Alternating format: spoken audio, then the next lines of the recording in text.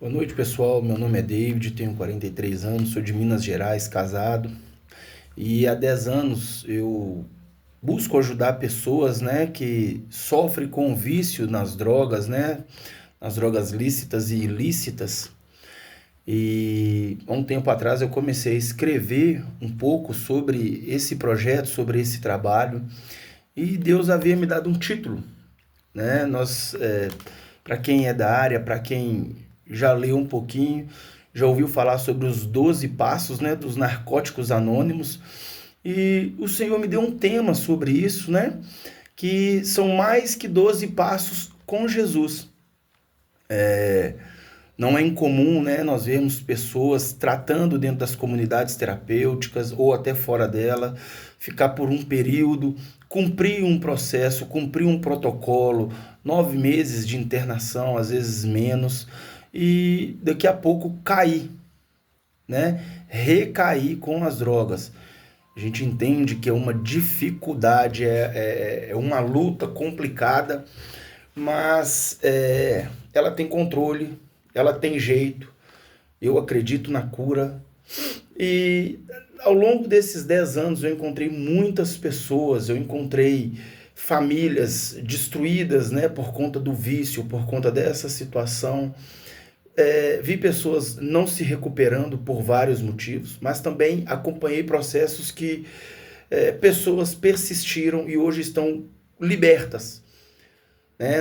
Nós sabemos, né, através de estudos, que a droga, o vício em drogas, ela não tem cura, mas ela tem controle, ela se torna uma doença crônica. E nós temos alguns tópicos, né? E eu queria falar, nesse primeiro vídeo, eu gostaria de falar do tópico 1, que é o primeiro passo, né? Admitimos que éramos impotentes perante nosso vício. Admitimos que tínhamos perdido o controle sobre nossas vidas. Em Mateus 11, 28, a palavra do Senhor diz assim: Vinde a mim todos os que estáis cansados e sobrecarregados, e eu vos aliviarei.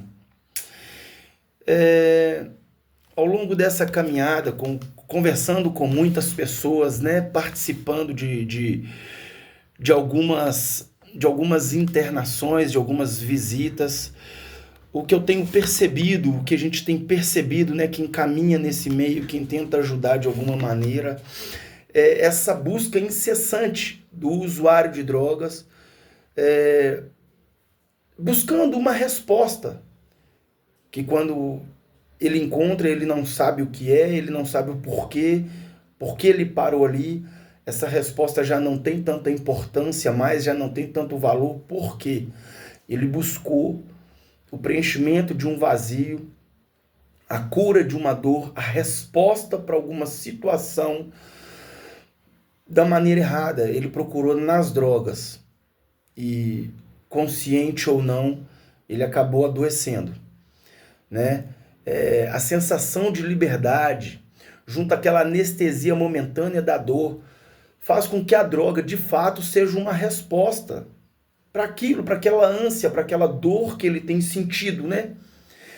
E a gente admitir, né, depois de tanta dor, de tanta dificuldade, que a gente perdeu o controle da situação, que nós chegamos no nosso limite, no fundo do poço, eu creio que eu falo muito com as pessoas que eu creio que é 80% do problema resolvido. Porque a nossa maior dificuldade, seja ela na área que for, com a dificuldade que for, com a demanda que for, é admitir que nós chegamos no limite, que já não somos mais capazes de resolver aquela situação sozinhos. É difícil admitir, por conta do nosso orgulho, que nós não somos mais capazes, nós perdemos o controle daquela situação. Então, ao longo, né, desses 10 anos, conversando com pessoas, dentro de comunidades terapêuticas, participando, né, com algumas famílias, a gente vem reparando isso, né, essa dificuldade em reconhecer. E ela é o maior problema hoje, ela é o maior limitador, né, das pessoas que buscam cura, que busca o controle da doença, essa estabilidade emocional, física, mental. E, acima de tudo, ela é uma busca espiritual, é uma paz interior, uma paz espiritual. Romanos 8:28 vai falar assim, olha, sabendo que todas as coisas cooperam para o bem daqueles que amam a Deus, daqueles que são chamados segundo o seu propósito. Tiago também vai nos orientar, sujeitai-vos, pois, a Deus, resistir ao diabo e ele fugirá de vós. Chegai-vos a Deus e ele se achegará a vós. Limpai as mãos, pecadores, e vós de duplo ânimo, purificai o coração. A gente sabe que ao longo dessa caminhada, dessa tentativa de se restabelecer, na busca por essa resposta, seja causada por uma frustração, uma depressão, uma perda, a gente entende que nem todas as pessoas conseguem lidar com as perdas. Né? É difícil falar em perder e falar que está tudo bem, mas umas pessoas conseguem sair desse estado, dessa dor, de uma forma mais rápida, usando outros métodos, outros recursos, buscando ajuda. E outras a gente sabe que busca ajuda, mas busca ajuda no lugar errado, que é com as drogas, com pessoas que não têm condições de te instruir. E a nossa maior dificuldade, uma vez que estamos, né, ali afundados na droga, é esse duplo ânimo, né? Hoje eu tô bem, é bem é bem o estado da depressão, né? Hoje eu tô bem, hoje eu tô 100%, hoje eu quero, amanhã eu já não quero tanto, já não estou tão bem, não tenho força para levantar, não tenho força para recomeçar. Sem falar que logo após uma recaída, vem ali a angústia, a vergonha, a depressão, as acusações. Eu creio muito na ciência, eu creio muito na medicina, mas acima de tudo eu creio no poder de Deus, que traz, que nos devolve essa sobriedade, nos devolve essa força, esse controle sobre as nossas vidas, esse controle mínimo, né? Porque o nosso coração é enganoso o tempo todo, segundo a Bíblia. Então nós já temos as nossas dificuldades de natureza. Mas quando eu digo controle, é o controle mínimo, sem a necessidade, sem a dependência dessas substâncias, né? Então, esse primeiro passo é muito sobre isso, é sobre essa coragem de admitir que somos fracos, que somos falhos, que perdemos o controle das nossas vidas, perdemos o controle da situação. E admitir isso, de verdade, né? É um grande passo, porque ali começa a quebrar a arrogância, começa a quebrar a nossa dureza de coração, o nosso espírito soberbo, que é o que muitas vezes nos levou ao uso da droga. A falta de perdão, a falta de compaixão comigo e com o próximo. Então a gente acaba buscando respostas, buscando saídas em lugares que não são saídas, né? São verdadeiros labirintos, porque são pessoas que ficam ali presas ao vício há quanto tempo? Algumas a gente sabe que morrem em decorrência do uso ou por conta do uso, né? A gente sabe lá das dívidas, das dificuldades, né? No ambiente em que se vive, sem falar da dificuldade física. Então, esse reconhecimento, né? Às vezes demora tanto, 10, 12, 15, 20. Eu conheço pessoas que há 30 anos no uso, mas eu também conheço pessoas que tão logo começou, entendeu que ali que não era uma boa escolha, não era um bom caminho, e buscou ajuda e buscou socorro, e hoje está limpa, hoje está caminhando. Mas também conheço pessoas que se internaram, que cuidaram, que fizeram muito, mas infelizmente sucumbiram ao desejo, né, de usar, à vontade de usar, porque adquiriu uma doença. Ela é uma doença, ela tem um CID, a gente sabe o quanto é prejudicial as drogas, e de fato sem redundância, o quanto é viciante, o quanto o nosso organismo pede, anseia por essas substâncias. Então nós cremos, né, que esse primeiro passo, esse reconhecimento nos abre muitas portas, nos levam a comunidades terapêuticas, ao auxílio espiritual, ao auxílio da medicina. E assim, nesse primeiro passo eu queria enfatizar muito a coragem das pessoas em reconhecer essa dificuldade, em reconhecer que precisam de fato de ajuda, né? Caminhávamos, né, numa cegueira. A gente sabe o quanto causa na gente essa cegueira, essa dificuldade, o quanto nos causa prazer. A verdade é essa.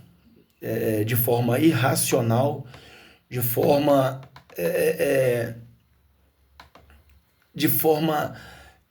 direta, o quanto isso nos causa dor, o quanto isso nos causa problemas. É um misto, né?